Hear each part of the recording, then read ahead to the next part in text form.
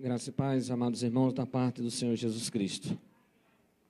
Eu quero dar as boas-vindas aos nossos irmãos, amigos, visitantes que estão conosco nessa noite. E antes de trazer a reflexão da palavra de Deus, eu quero deixar uma palavra de gratidão a Deus pela vida do Ministério de Casais da Igreja. Tivemos ontem um bonito jantar para os casais aqui no restaurante Galegos e foi uma bênção. O Nivaldo e a Débora, casal da Igreja Batista Memorial ali em Jundiaí, veio especialmente para nos trazer uma palavra de Deus direcionada para os casais. E quem foi ali com o intuito não só do jantar, mas também de ser edificado pela palavra de Deus, né, pôde ser edificado, ser abençoado.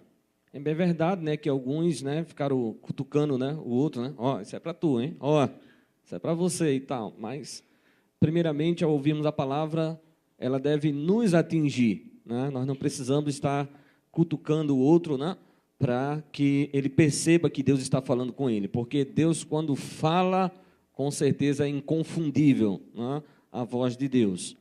E eu sei que foi um trabalho que deve ter demandado planejamento, sacrifício, renúncia, empenho, dedicação, amor, porque nenhum desses irmãos são pagos pela igreja, né? Num mundo onde tudo, né, custa dinheiro, né? Onde dizem que nada é de graça, nada é 0800, literalmente, alguém sempre tem que pagar alguma coisa. Eu quero louvar a Deus pela vida de todos os componentes, né? Não vou aqui falar por nome, porque outros irmãos se agregaram ao grupo de promoção de atividades, né, de casais e cooperaram para que aquele trabalho pudesse ser realizado. Então, eu quero louvar a Deus pela vida de cada irmão. E há um texto na palavra de Deus, no livro de Efésios 4, que é com relação a essa minha palavra de gratidão, que diz assim: de quem todo o corpo, bem ajustado e consolidado pelo auxílio de toda junta, segundo a justa cooperação de cada parte, efetua o seu próprio aumento para a edificação de si mesmo em amor. Então, com certeza, houve cooperação das partes, né? Homens, mulheres, jovens, adolescentes, né? Tinha um grupo lá e um grupo aqui na igreja, cuidando, né, das crianças também. Então, eu quero louvar a Deus, né, pela vida dos que estavam lá, dos que estavam aqui, né, pelo sacrifício que muitos fizeram para que aquele trabalho pudesse ser realizado. Louvado e glorificado seja o nome do Senhor, que as bênçãos de Deus continuem sendo derramadas abundantemente sobre a vida daqueles que têm amado a causa do Senhor e têm se sacrificado por amor ao reino de Deus e por amor às nossas vidas. Deus abençoe o ministério de casais, que esse ministério se fortaleça, cresça, se multiplique, se torne um ministério de família e toda a igreja continue sendo abençoada. Depois dessa palavra de gratidão, irmãos, eu quero trazer uma palavra de Deus nesta noite para falar sobre as nossas responsabilidades como cristãos, como crentes em Jesus Cristo. Essa é uma palavra que nós trouxemos há mais ou menos 1 ano e meio atrás. Logo quando eu cheguei aqui, nós estávamos numa série de mensagens falando sobre os nossos privilégios, né? Nós temos muitos privilégios, mas também das nossas responsabilidades como cristãos. Nós estamos vivendo dias muito difíceis com relação ao Evangelho, porque há muitas pessoas que se dizem evangélicas, né? Mas muitas pessoas também que a gente ouve coisas ruins a respeito delas. E a gente começa a ficar em dúvida: meu Deus, se isso for verdade, aquela pessoa realmente ainda tem direito de se dizer evangélica? O que é ser um evangélico, né? O que é ser um cristão? É bom que aqui tem algumas pessoas que nesta noite ainda não fizeram a decisão por Cristo, ou algumas que já tomaram a decisão há algum tempo e precisam, antes que tome a decisão de se tornar membro do corpo de Cristo, precisam saber quais são as responsabilidades, as implicações de se tornar membro do corpo de Cristo, as implicações, as responsabilidades que é ter uma aliança, né, um casamento com Jesus. Nós não podemos achar que aquela vida que nós vivíamos antes, né, ela pode continuar a partir do momento que nós entregamos a vida a Jesus e decidimos fazer parte do seu corpo. Não, não é bem assim. Nós podemos ter vindo a Jesus todo errado, todo estrupiado, né, cheios de pecado, né, mas a partir do momento que entregamos a nossa vida a Jesus, nós nos tornamos novas criaturas, né, novas pessoas. Nós nascemos de novo, não mais da carne, né, nem do sangue, mas do Espírito, mas da palavra de Deus. E aí é importante que cada pessoa que queira se tornar membro do corpo de Cristo, ou seja, firmar uma aliança, né, com Jesus, né, ao se tornar membro do corpo, tem direitos e tem responsabilidades, né? Então, é preciso que a gente entenda isso, porque alguns que porventura já fizeram um compromisso com Jesus e que andam andando, né, de forma errada, escandalosa, né, pecaminosa, é preciso que se arrependa, se converta, né, e possa voltar ao primeiro amor, possa voltar a um compromisso sério com Jesus, porque Jesus quer de cada um de nós um comprometimento, palavra que tem sumido, né, do dicionário, né, da pós-modernidade, né? Ninguém quer compromisso mais sério, né? Ficar, né, assumir trabalho sem ter vínculo, né, porque aí você pode, né, fazer a hora que você quiser, né, trabalhar o quanto quiser, né, você pode de repente ter 2, 3 tipos de trabalho. Tem muita gente optando por isso, porque não quer viver uma vida de compromisso. Já pensou ter que acordar todo dia de madrugada, né, ter horário para cumprir, e nem sempre o trabalho é recompensado? Isso leva a um certo desestímulo, né, para continuar tendo uma vida de compromisso. Além do mais, muitos daqueles que assumiram compromisso, muitas vezes não têm tido o retorno que gostariam, né, que sonharam, e isso vai gerando frustração, desânimo, tristeza, abatimento e até uma certa revolta. Mas antes, vamos abrir a palavra de Deus no livro de Marcos, capítulo 5.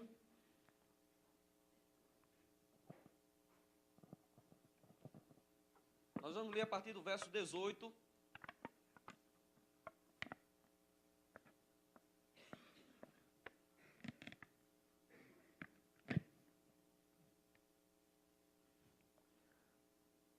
Evangelho de Marcos, capítulo 5.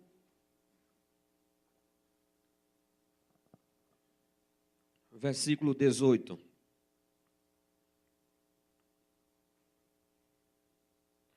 Ao entrar Jesus no barco, suplicava-lhe o que fora endemoniado, que o deixasse estar com ele. Jesus, porém, não lhe permitiu, mas ordenou-lhe: vai para a tua casa, para os teus, anuncia-lhes tudo o que o Senhor te fez e como teve compaixão de ti. Então ele foi e começou a proclamar em Decápolis tudo o que Jesus fizera, e todos se admiravam. Que Deus nos dê entendimento da sua palavra. Esse texto, irmãos, está falando a respeito da experiência de um homem que era endemoniado. Quando ele fala aqui com Jesus, ele já não era mais endemoniado, porque Jesus o havia libertado. Jesus, pelo poder de Deus, havia expulsado todos os demônios que atormentavam a vida daquele homem, de tal maneira que ele só vivia nu, e o seu habitat natural era o cemitério. Ele vivia lá nos sepulcros, assustando as pessoas, correndo atrás das pessoas, distante da família, sem amigos, sem parentes, sem ninguém que pudesse lhe dar atenção, sem ninguém com quem ele pudesse conversar, a não ser com os defuntos que ali existiam naquele cemitério. Ao ter um encontro com Jesus, aquele homem, ao se encontrar com Jesus, ele foi liberto, foi curado. E agora, o maior desejo daquele homem, primeiro que tudo, antes de ir para sua família, antes de chamar os amigos para fazer um churrasco, o primeiro desejo daquele homem foi estar com Jesus. Foi para onde Jesus estava indo agora. Aquele homem disse: eu tenho que ir com esse homem que transformou a minha vida. E aí aquele jovem, ao entrar Jesus no barco, suplicava-lhe, pedia-lhe insistentemente para que deixasse estar com ele. E aí Jesus fala para aquele homem da primeira responsabilidade daqueles que querem o seguir. A primeira responsabilidade, e não é só essa que nós temos, mas eu peguei esse texto apenas para dar continuidade e falar de outras responsabilidades, além de anunciar tudo o que Jesus tem feito por nós, porque foi isso que Jesus disse para ele. Vai para os da tua casa, para os da tua família, que é o primeiro lugar onde nós devemos anunciar o que Jesus tem feito por nós. Vai lá e diz a eles tudo o que eu fiz por você, como foi esse nosso encontro, como é que você estava, a situação em que você estava, o quão triste e abandonado você se sentia, o quão terrível foi ver aqueles dias lá naquele cemitério, mas como eu tive compaixão de ti, como eu operei poderosamente na tua vida, como eu te transformei, quem sou eu?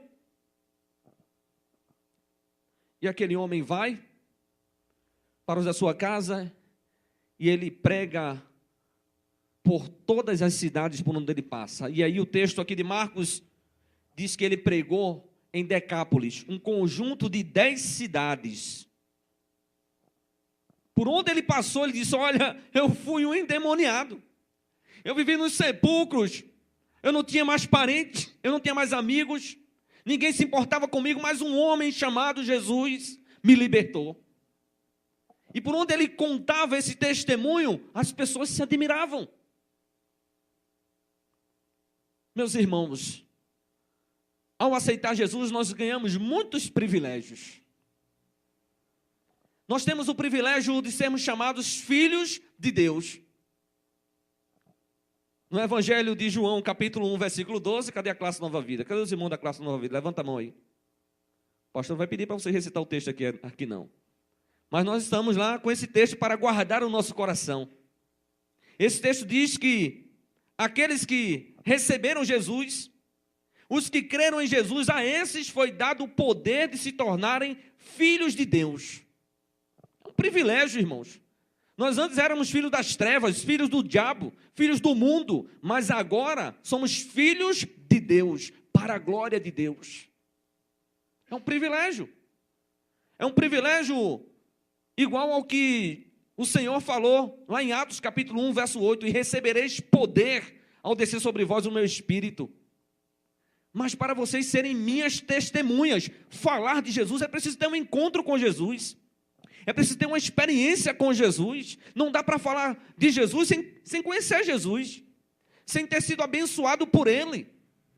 Aquele homem endemoniado podia. Ele era ex-endemoniado, porque Jesus o havia libertado de todos os demônios que lhe atormentavam.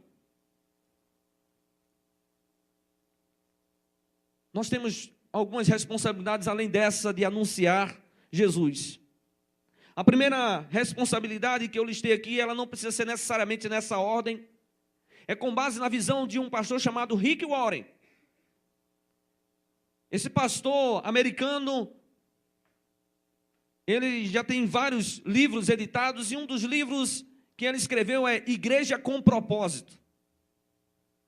E dentro da visão de uma igreja com propósito, ele diz: olha, nós pregamos para os crentes lá da nossa igreja, nós dizemos a eles, antes que eles de fato tomem a decisão de se tornar membro do corpo de Cristo, que existem algumas responsabilidades, que toda pessoa que quer se tornar membro do corpo de Cristo precisa saber, para analisar e decidir se vai encarar ou não, se vai querer assumir um compromisso com Jesus ou não, para depois não ficar dizendo: ninguém me falou, ninguém me disse isso antes.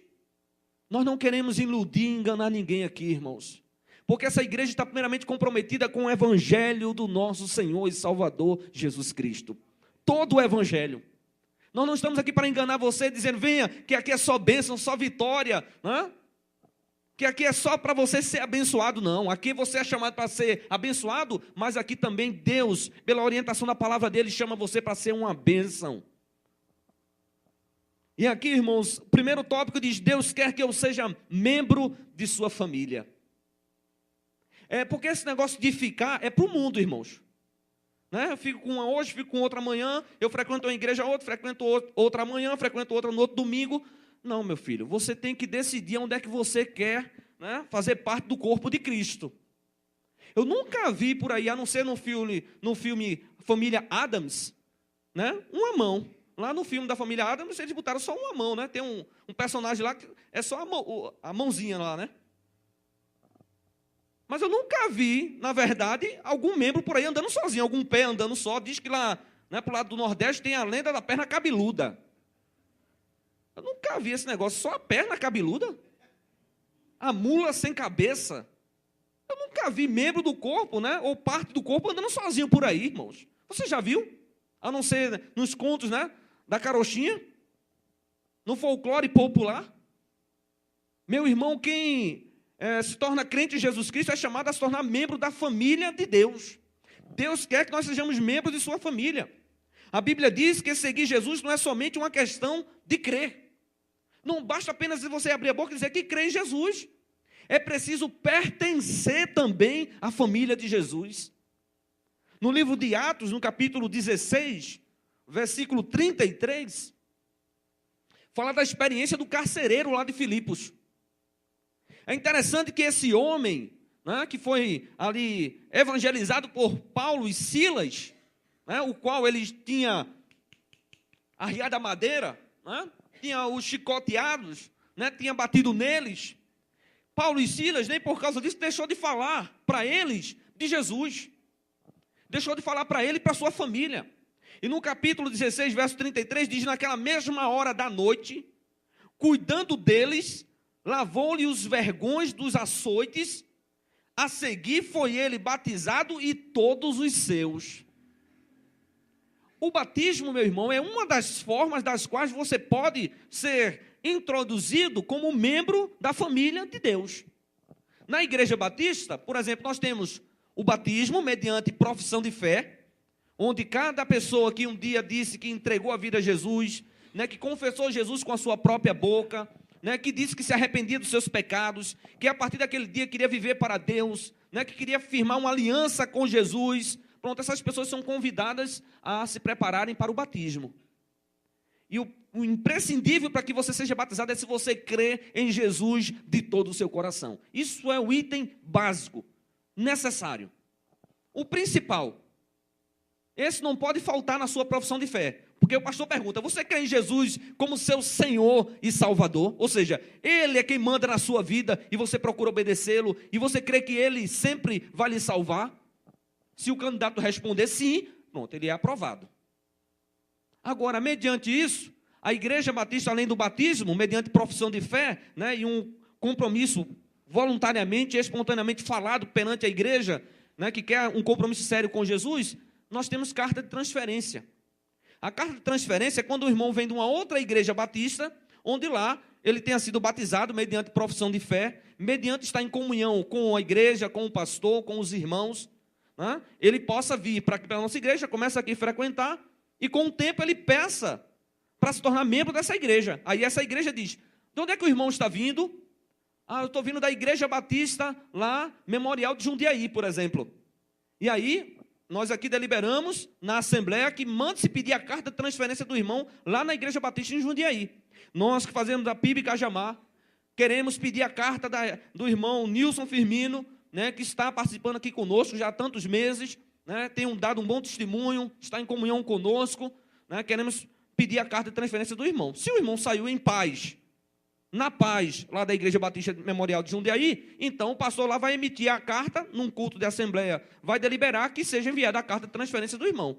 A partir desse momento, ele é oficialmente integrado à membresia do corpo de Cristo desta igreja.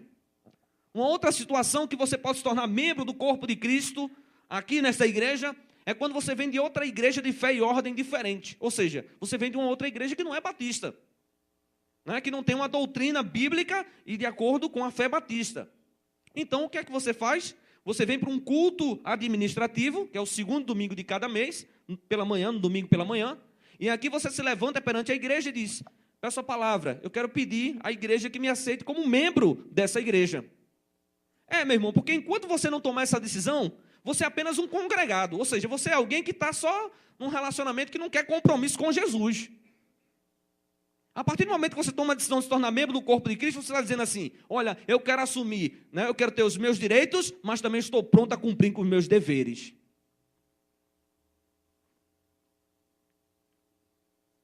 Naquela mesma noite, foi ele batizado e todos os seus. É o que diz aqui com relação ao carcereiro de Filipos. Mas há um outro texto que fala sobre essa questão de que o batismo é a forma de se introduzir um membro, de que uma pessoa pode se tornar membro do corpo de Cristo, né? Membro da família de Deus. Está em Atos capítulo 10. Atos capítulo 10 fala da experiência de um homem chamado Cornélio.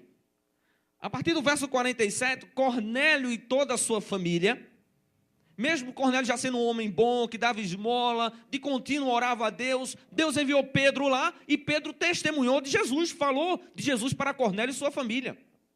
E Cornélio e toda a sua família também foram batizados, receberam o Espírito Santo e Pedro disse, olha, será que tem alguém aqui que pode impedir, né, que essa família, que esse homem e a sua casa sejam batizados?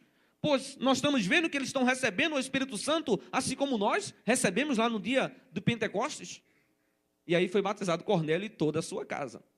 Então, ou seja, Cornélio já cria em Jesus. Pedro tinha ido lá com essa missão para falar que Jesus era o Senhor, era o Salvador da humanidade, que Jesus veio para perdoar todos os nossos pecados, né? Que a partir do momento que eles crescem em Jesus, a eles era dado o poder de se tornarem filhos de Deus. Mas Cornélio não se conformou só de ficar na primeira fé, no primeiro passo, né, em dizer que pertencia a Jesus. Cornélio e a sua família disse, eu também quero pertencer à família de Deus. Essa é uma das responsabilidades, irmãos. A segunda, Deus deseja que eu seja um modelo do seu caráter. Essa é uma parte que talvez muitos membros que já são, né, componentes da família de Deus ainda não entenderam. Jesus Cristo nos chamou para sermos modelo, um bom modelo. Ou melhor, não preciso nem falar bom, porque o modelo do caráter de Jesus é bom, é perfeito. Por isso que Jesus tem autoridade para dizer, sede perfeito como é perfeito o vosso Pai que está nos céus. Ah, pastor, perfeição, isso é uma utopia. Ninguém pode alcançar a perfeição, mas é um alvo. Paulo diz, eu prossigo para o alvo. O alvo é Cristo. Paulo diz, eu sei que bem algum não habita na minha carne. Naturalmente falando, irmãos, nós temos a tendência mais para o bem ou para o mal. O que é que vocês acham? Quando alguém lhe xinga você tem vontade de dizer assim, eu te amo também? E se disser, diz com outra intenção. E aí não vale. Não é, Bruno? Não vale, meu irmão. Quando você fala, alguém lhe xinga, você tem vontade de xingar ele, a mãe dele, o pai, a família todinha. Você xinga até aqueles que estiveram já no cemitério. Porque a gente, tá aqui, ó. Tem uns que enquanto estão quietinhos, né, enquanto o sangue dele não ferve, pode ficar mexendo com ele. Mas depois que o sangue dele ferver, irmão, tem até crente que pede 5 minutos de licença a Jesus. Né? Tem irmãs que descem do salto. Outros, né? Algumas irmãs roda a baiana, roda a pernambucana, roda tudo que tiver direito, a paulista, né? Porque nós estamos mais tendentes para o mal do que para o bem, mais para xingar do que para elogiar. Para elogiar dá um trabalho, como os casais ouviram ontem, elogia o homem, elogia a tua mulher, meu Deus, né? É uma luta para a gente elogiar, porque da nossa boca está mais propenso a sair coisas ruins do que coisas boas. Mas agora nós somos nova criatura. Nós temos agora como modelo de caráter, de conduta, Jesus Cristo. Não é o pastor que você tem que imitar, a não ser que o pastor esteja imitando Cristo. Se o teu pastor, você vê que ele está imitando Cristo, então imita esse amadinho do teu pastor, esse abençoado do teu pastor. Agora, se o teu pastor faz coisas erradas, diz, meu pastor é um sem vergonha. Não imita ele, não. Porque Jesus disse que é ele que é o teu Senhor e o teu Salvador. Ele vai te dar pastores segundo o coração dele, mas tem pastores que são infiéis à visão celestial. Tem pastores que às vezes vão aconselhar e talvez esteja fazendo coisa errada, né? Muitas vezes, né, começa a seduzir as suas ovelhas, como a gente tem ouvido aí notícias, né, que o mundo faz questão de alardear, né, faz questão de denegrir a imagem do Evangelho, porque alguns não estão comprometidos com o Evangelho de Jesus Cristo, em seguir o exemplo do bom caráter de Cristo. Todo crente, irmão, deve crescer para se tornar semelhante a Cristo. Todo crente. Já vai fazer 23 anos esse ano que eu entreguei minha vida a Jesus. E é 23 anos que eu venho perseguindo o crescimento, procurando crescer cada dia mais. Porque se não for assim, irmão, nós não temos como nos tornar o caráter de Cristo. Nós não temos como é que eu posso, as pessoas olhando para mim, quando minha esposa olha para mim, quando meus filhos olham para mim, ele vem a cada dia mais um homem santo, cada dia mais um homem que reflete o caráter de Cristo. Em 2 Pedro 3,18, o apóstolo Pedro termina a sua carta dizendo assim, antes crescei na graça e no conhecimento do nosso Senhor e Salvador Jesus Cristo. É importante crescer no conhecimento secular? É importante você crescer, né, no seu curso, profissionalmente? Mas muito mais do que isso, é importante você crescer na graça e no conhecimento do teu Senhor e Salvador Jesus Cristo. Porque quando as broncas surgem lá no teu trabalho, quando você fica desestimulado de estudar, né, quando você já não perde o interesse pela família, pelo bem-estar da tua família, sabe quem é que vai te sustentar? Sabe quem é que vai renovar tuas forças? Sabe quem é que vai fazer você recobrar o amor pela tua família? Jesus. Jesus. Porque Ele é a esperança, porque Ele é a salvação, porque Ele é o Deus do impossível, porque Ele é o Deus do milagre. Se você não conhecer Ele, está perdido, meu filho. Você vai estar perdida, minha filha. Quando o diabo lançar, né, a armadilha, quando ele colocar lá a armadilha, quando o inimigo, né, preparar a cilada é algo que ele vai preparar e vai fazer de tudo para que você não perceba. É mais ou menos feito aquele camarada que vai para a selva, né, aquele grupo de elite, né, os selvas, né? É feito mais ou menos aqueles que tem a faca na caveira, né? É o cara que tem sangue no olho. É o camarada que entra numa selva e ele ali, com o que tiver ali, ele vai preparar as ciladas, as armadilhas para qualquer um que queira pegar ele lá dentro. O bandido, né, o nosso inimigo, o diabo, o nosso adversário que anda em derredor, ele anda buscando oportunidade para nos pegar em alguma cilada. E aí ele vai preparar as armadilhas ali. Né? Nesse mundo, no teu trabalho, na tua faculdade, na tua própria vizinhança, na tua própria casa, na tua própria igreja. Se você não tiver esperto, se você não tiver percepção espiritual, que depende do teu crescimento, né, no conhecimento sobre o teu Deus, meu filho, aí você vai cair em muitas ciladas. Porque muitas vezes falta o conhecimento sobre o teu Deus, que te diz, olha, filho meu, atenta para minhas palavras. Quem não atenta para as palavras do Senhor, irmãos, vai estar caindo em muitas ciladas por aí. Em Efésios capítulo 4, versículo 15 e 13, diz assim, mas seguindo a verdade em amor, cresçamos em tudo naquele que é a cabeça, Cristo. Aí o versículo 13 ele diz, até que todos cheguemos à unidade da fé e do pleno conhecimento do Filho de Deus, à perfeita maturidade, à medida da estatura da plenitude de Cristo. Esse deve ser o meu alvo, mesmo com 23 anos de evangelho. Tem alguém aqui que tem mais do que 23 anos de evangelho? Alguém? Irmã Isarene, quantos anos, irmã? 30. Irmã Bernadette, quantos anos, irmã? A irmã Ana ali, 50 anos, glória a Deus. Está vendo a irmã Ana Gaspareto?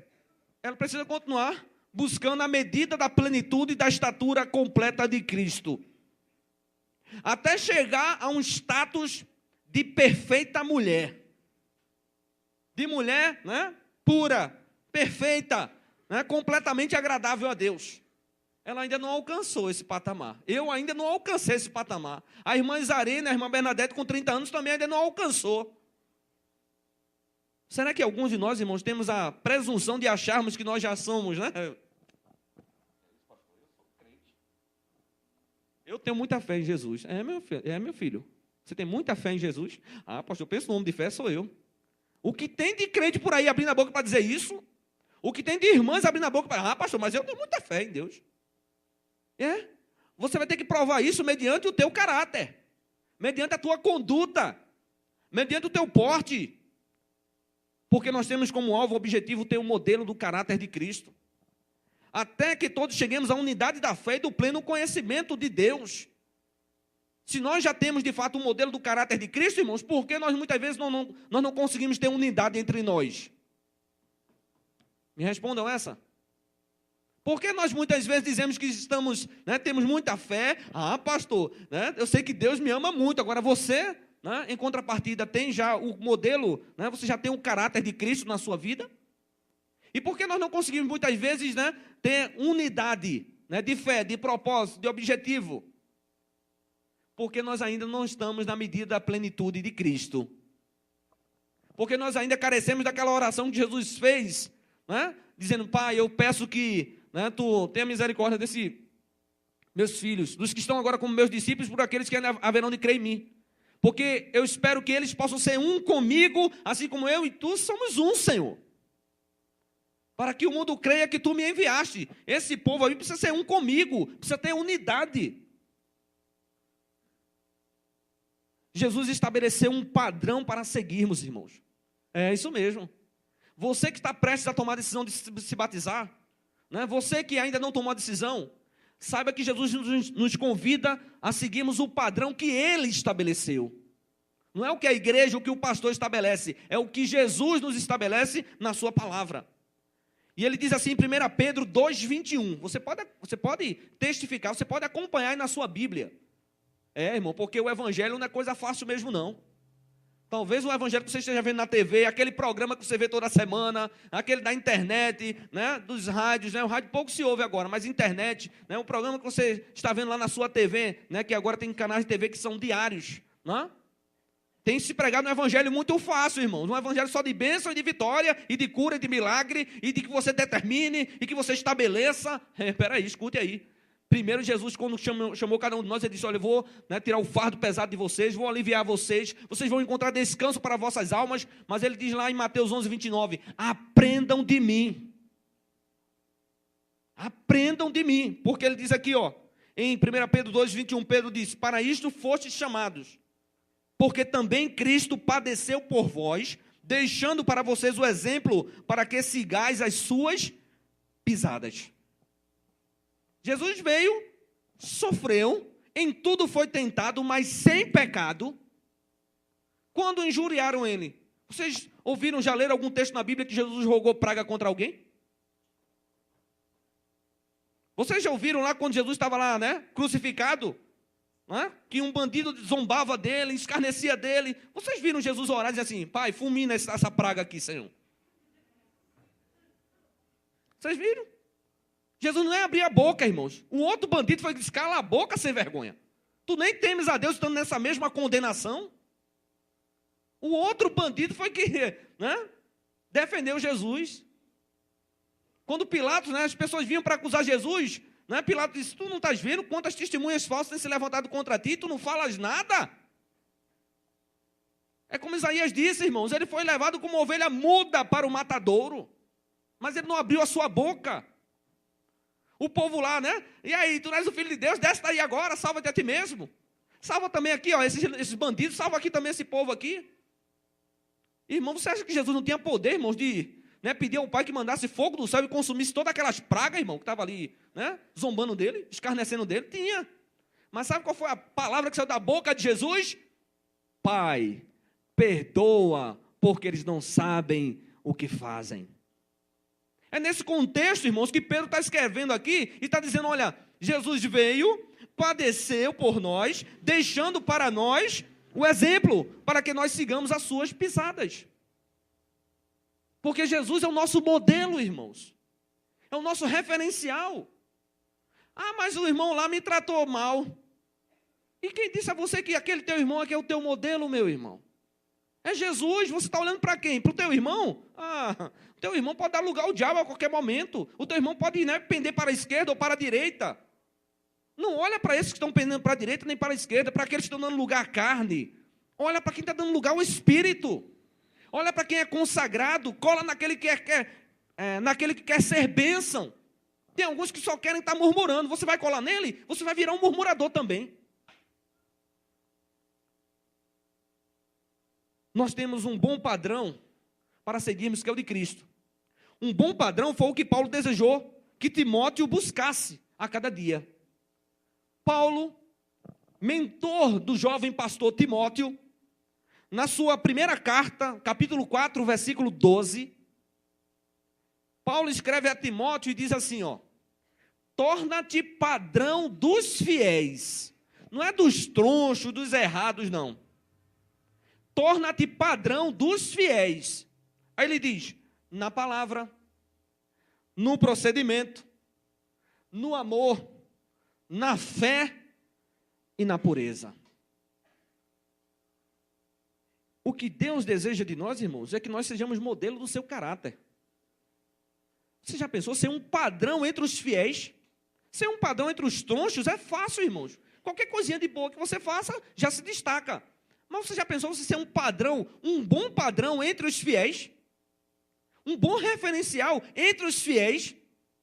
Né? Que quando mesmo injustamente você é perseguido, é injuriado, é caluniado, você ainda assim não revida. Você ainda assim não espalha a fofoca. Você ainda assim não espalha a sua indignação, a sua revolta.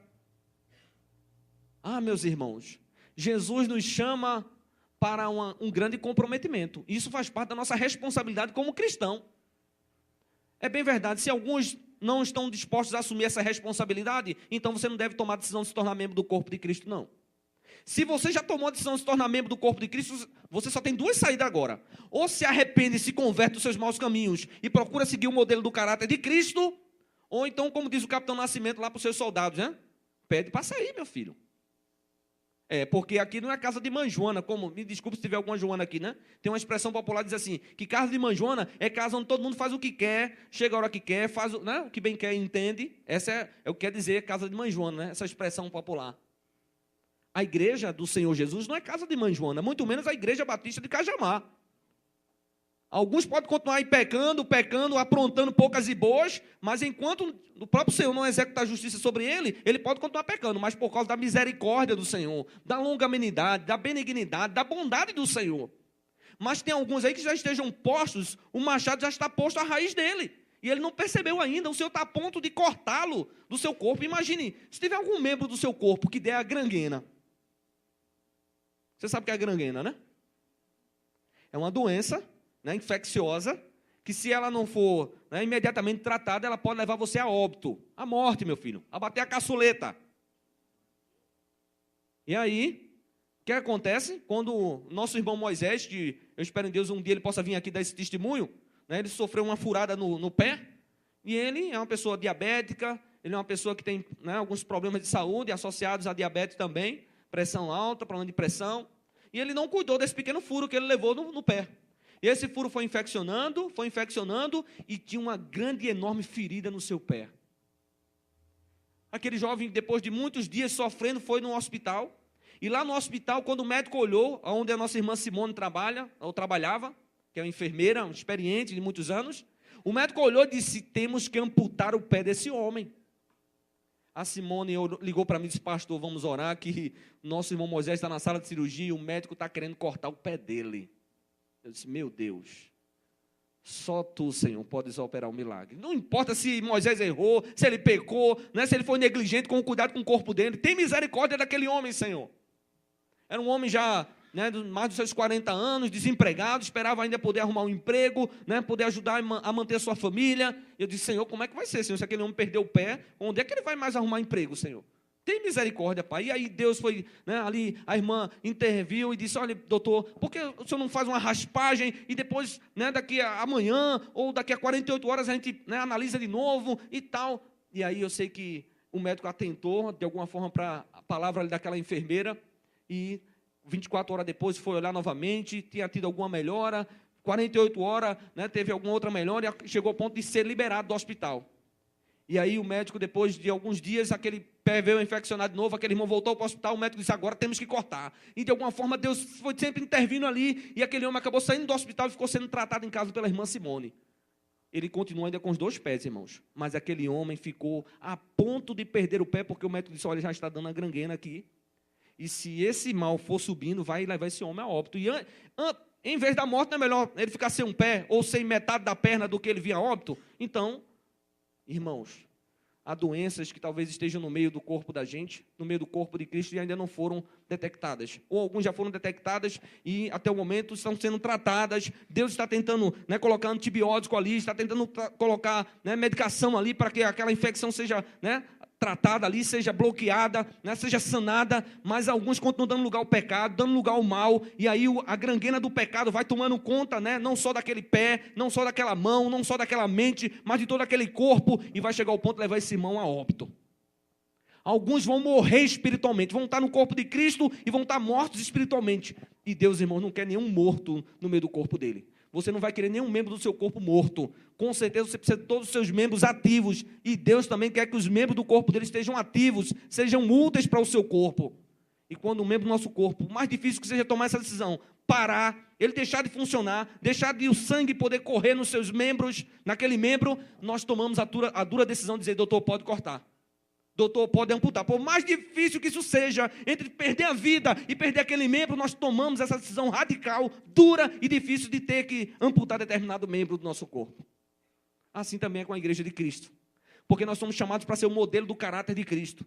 E se algum membro do corpo de Cristo tem andando de forma que não for do caráter de Cristo, e isso for devidamente registrado, for oficialmente trazido para a igreja tem que às vezes fazer uma amputação cirúrgica para poder não deixar que esse mal contamine todo o corpo. Porque nós somos chamados para sermos um modelo e um padrão dos fiéis na palavra.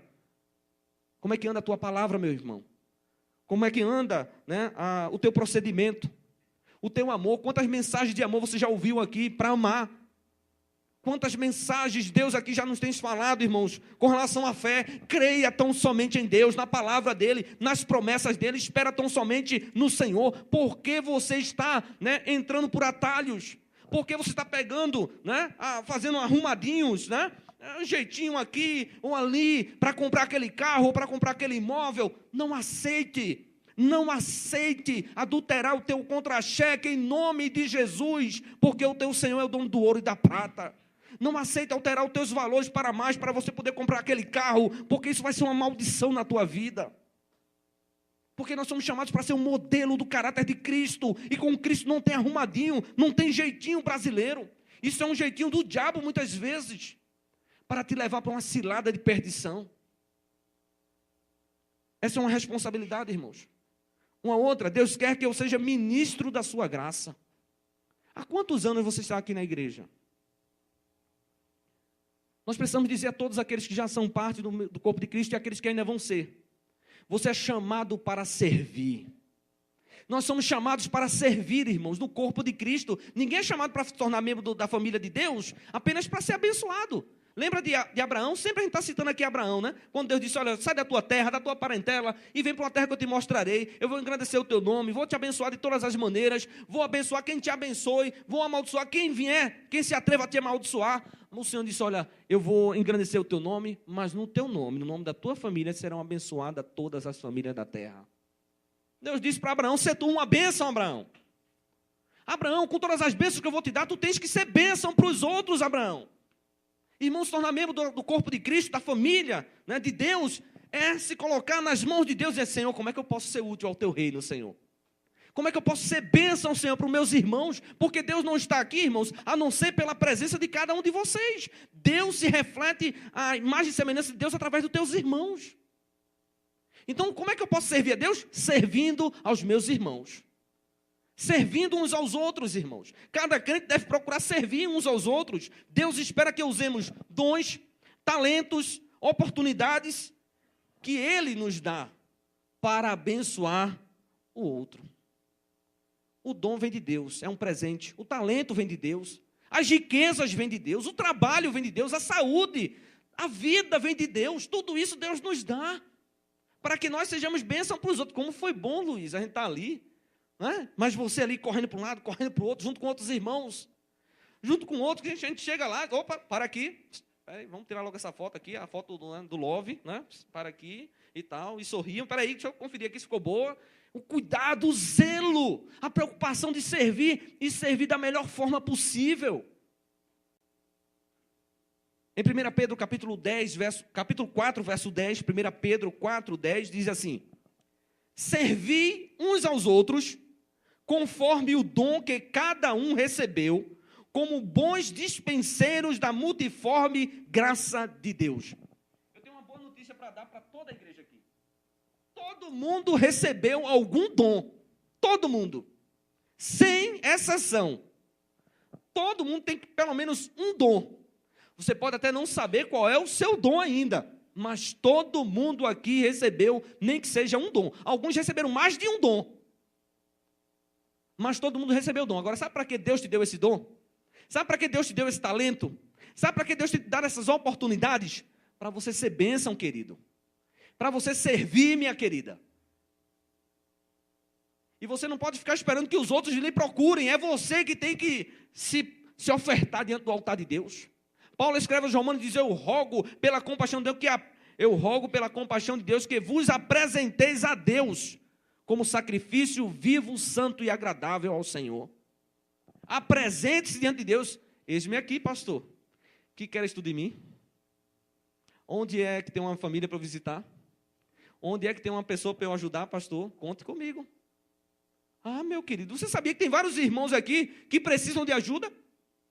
São poucos, viu? Graças a Deus são poucos. Eles estão por um período de provação de fé, de esperar no Senhor, de estar sendo preparados na esperança, na fé, nas promessas de Deus. Mas vai chegar um tempo que Deus também vai abençoá-los abundantemente para que eles agora possam ajudar outros.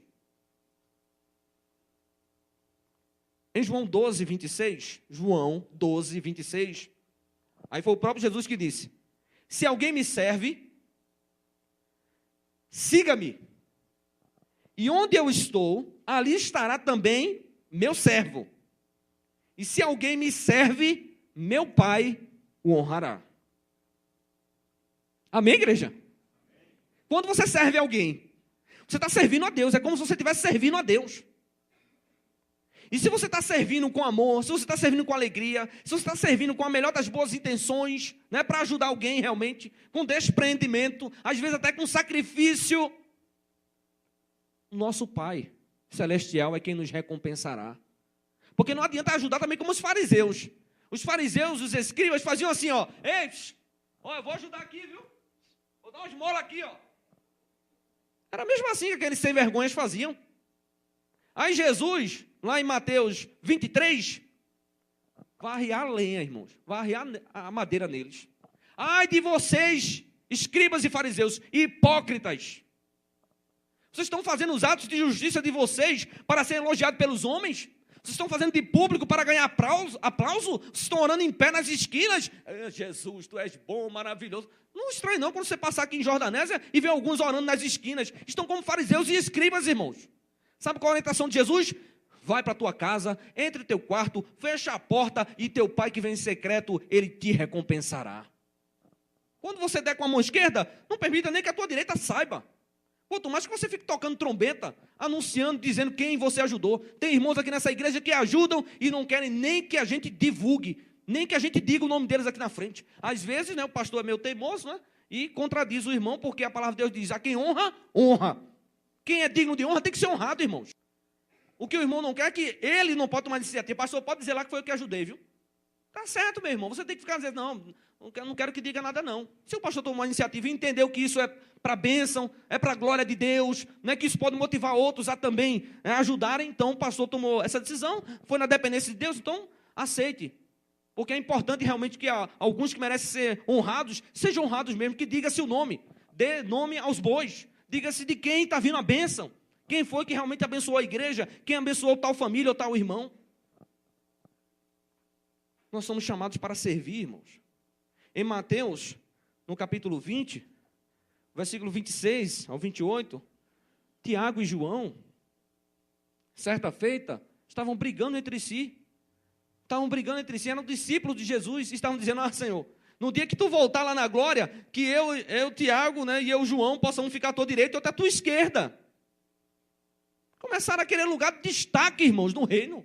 Sabe o que Jesus disse? Vocês não sabem o que é que vocês estão pedindo. 2 amadinhos. Vocês não têm ideia do que vocês estão pedindo. Vocês podem beber o cálice que eu vou beber. Vocês podem passar pelo sofrimento que eu vou passar. É verdade, eles disseram, podemos. Eles disseram, muito bem, vocês podem. Mas o assentar-se à minha direita e à minha esquerda não compete a mim conceder, mas está reservado, né? Meu Pai já reservou esse lugar para quem merece. Para quem é digno de estar à minha direita e à minha esquerda. E eles começaram a discutir, começaram a brigar entre si. Aí Jesus disse, vocês não deveriam fazer isso. Porque no mundo, né, isso já acontece naturalmente. Sabe como é que vocês deveriam entender? Né? Fazer parte da minha família? Vocês deveriam entender da seguinte forma. Quem quiser ser grande no meu reino, seja servo. Você quer ser grande na igreja? Seja servo. Seja servo de Deus. Seja servo de Deus a serviço de Deus, do reino de Deus. O problema é que tem gente que só quer, né? Não, peraí, eu vou andar com o pastor, rapaz, que isso? Pastor é gente fina. Pastor é a figura mais importante da igreja depois de Jesus. É não. Você está muito enganado. Se o pastor servir, se o pastor não tiver vergonha de pegar numa lata de pedra, né, num saco de cimento, né, se ele não tiver vergonha de pegar num pincel para pintar a parede, então, se ele não tiver vergonha disso, ele é digno de você andar com ele. Mas se ele tiver vergonha dessas coisas, se ele não quiser se envolver com nada disso, então, meu filho, desconfie se de fato você pode realmente andar com ele, viu? Porque o pastor é o servo dos servos, os diáconos. Eu quero ser um diácono, eu quero ser uma diaconisa. Sabe o que isso significa? Porque esses irmãos que estão sendo preparados aí, precisam estar prontos para o serviço. O pastor liga, Mendes, vem cá, tem um irmão aqui precisando ser levado em casa, precisa levar ele em casa, precisa buscar tal irmã em casa. Irmã Zarene, está vendo lá baixinho assim, ela já dirige, viu, irmãos? Então pega aí, irmão, o seu Celta e vai lá buscar tal irmã em tal lugar. Né? Irmão Elias, por favor, vai em tal lugar fazer isso e isso. Né? E aí, mediante uma solicitação, mediante uma necessidade, aí o irmão vai lá e procura servir com amor, com alegria, com dedicação. Estão servindo a Deus, irmão, servindo ao reino de Deus, servindo às necessidades da igreja, servindo à necessidade dos outros irmãos. Quarta responsabilidade, cada crente deve ter um ministério. E sabe quem é que dá um ministério? Deus. Eu estou vendo alguns irmãos já preocupados. Não, pastor, eu quero fazer parte desse ministério, daquele ministério. Peraí, calma aí. Quem dá um ministério é Deus. É Deus quem nos chama para a sua obra. É Deus quem nos chama, que nos capacita e que nos envia e supre e respalda. É Deus, irmãos, quem vai nos chamar. A questão, você está ouvindo Deus chamar? Lembra de Samuel? Samuel era um jovem, adolescente. Estava no templo do Senhor, estava a serviço do sacerdote Eli. Deus vai lá e chama, Samuel. Eli está me chamando. Foi lá, correu para Eli.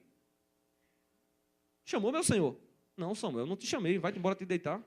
Samuel vai lá se deitar, lavar o Senhor de novo. Samuel disse, meu Deus, eu podia jurar que eu ouvi meu Senhor ali me chamando. Foi lá, corre de novo, 3 vezes. Na 3ª vez o sacerdote disse, epa, já sei o que está acontecendo. Deus está chamando esse garoto. Aí chega para Samuel e diz, Samuel, vai te deitar. E quando tu ouvires a voz novamente, diz, fala, Senhor, que o teu servo ouve. Samuel foi se deitar. E novamente Deus chamou, Samuel. Samuel disse, eis-me aqui, fala, Senhor, que o teu servo ouve. Irmãos, Deus estava chamando Samuel para dar a ele o ministério, para dizer a ele uma mensagem que seria até difícil ele falar para Eli, mas que era o ministério que Deus estava confiando a Samuel. E aí, quando foi no outro dia, Eli perguntou para Samuel, e aí, o que foi que aconteceu? Samuel ficou meio temeroso. Pode falar, Samuel, porque o teu Deus é o meu Deus. E se ele mandou algum recado, né, para mim através de ti, pode falar, porque é o ministério que Deus te deu já. E ninguém pode tirar. Meu irmão, o ministério que Deus tem para você, o ministério que Deus quer te dar, ninguém pode tirar. Você pode renunciar, mas ninguém pode tirar, nem o diabo, nem os anjos, ninguém pode tirar. Agora você pode renunciar, você pode dizer não para Deus, você pode não aceitar o chamado de Deus. Eu não aceitei o chamado de Deus por muitos anos, mas teve um tempo que eu rodei, e aí o meu pastor disse, tá vendo esse magrelo aqui, Moacir aqui? Esse camarada aqui, se você quiser levar a sua empresa à falência, pode contratar ele, porque Deus disse que quer ele no reino dele, atendendo um chamado dele, e ele está querendo, né, se empregar, está querendo lutar e correr para um lado e para o outro, mas Deus só deixou uma porta aberta para ele, que foi a porta do evangelho, da graça do meu evangelho. Quando eu entendi isso, irmãos, pronto, aí caiu a ficha, aí eu disse, sim, Senhor, pode, mas agora, já que não tem jeito mesmo, já que eu tenho que atender o teu chamado, eis-me aqui, envia-me a mim. Aí, com pouco tempo, Deus me preparou ali, me enviou para o seminário, depois me enviou para Botafogo, quando eu estava no seminário, e dos 10 anos que eu estava lá em Botafogo, lá em Itapsuma, Pernambuco, Deus me traz agora aqui para São Paulo. E já vão se completar 2 anos que eu estou aqui. E eu não sei quanto mais tempo Deus tem programado para mim aqui. E para onde Deus vai me levar daqui. Se é para o céu, ou se é para mais longe, ou se é de volta para a minha terra. Uma coisa eu sei, eu estou a serviço do reino do meu Deus.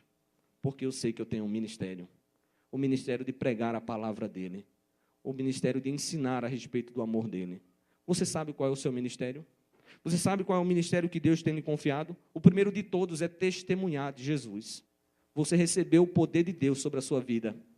Para você ser testemunha de Jesus. O endemoniado, o ex-endemoniado. Qual foi o primeiro lugar que Jesus mandou ele testemunhar? Aonde? Volta para os teus, para os da tua família, e anuncia a eles as grandes coisas que eu fiz por você. Você já tem dado testemunho de Jesus na sua família? Entre os teus familiares? Pode ir lá naquela festa que está regada a cerveja, né, naquele churrasco que está regada a muita bebida. Vá lá e dê testemunho de Jesus ali. Peça a eles uma oportunidade para orar por eles. Peça uma oportunidade para falar. Eu posso ler um texto da Bíblia aqui para vocês? Eu sei que alguns vão torcer o nariz, alguns vão entronchar a boca, né? Alguns não vão gostar, e lá vem meu irmão com religião, lá vem meu filho com religião. Diga, não, eu não quero falar de religião aqui, eu quero falar de Jesus, o que Jesus tem feito por mim, as obras maravilhosas que Ele tem realizado na minha vida. Isso é um ministério, irmãos. Além desse, nós podemos ver lá em Efésios 4, 11 e 12, Ele mesmo, Deus, concedeu uns para apóstolos, outros para mestres, outros para profetas, outros para pastores e mestres, outros para evangelistas. Qual é a tua vocação? Você não sabe qual é o dom que Deus te deu? Qual é o ministério que Deus já te confiou? Com certeza, se você perguntar a Deus, Ele te responderá ainda nessa noite. Se você quiser ser útil ao reino de Deus, se você quiser servir, se você quiser só ficar sentado aí no banco recebendo, saiba que um dia Ele vai pedir a prestação de contas, viu? Ele vai vir te perguntar, o que é que tu tem feito com todas as oportunidades, né, com todas as bênçãos que eu tenho te dado? Irmãos, tem irmão que tem sido abençoado aqui, e como tem se preocupado de abençoar. Graças a Deus que os patrocinadores daquele evento, Luiz, não foram só as demais pessoas aqui, alguns comerciantes dessa cidade, né, aqui, particularmente aqui do centro de Jordanésia. Né, teve alguns, né, que foram bem mão de vaca, né, bem, né, suvina, né, muquirana, né, como diz, né? Mas teve outros, irmãos, que foram mão aberta. E como abriram a mão, né, e como abençoaram. Minha